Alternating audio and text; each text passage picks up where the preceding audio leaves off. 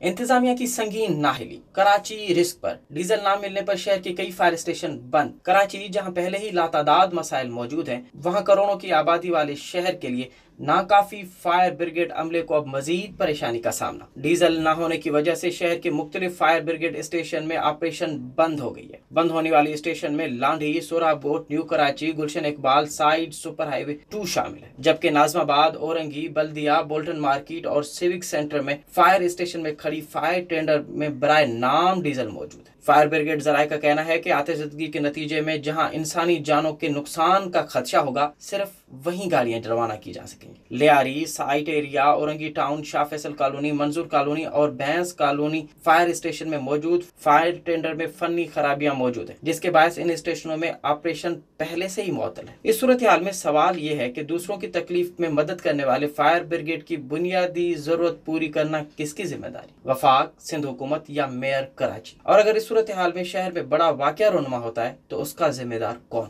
Visit कीजिए अवामी आवाज़ media group की वेबसाइट awamiawaz.pk।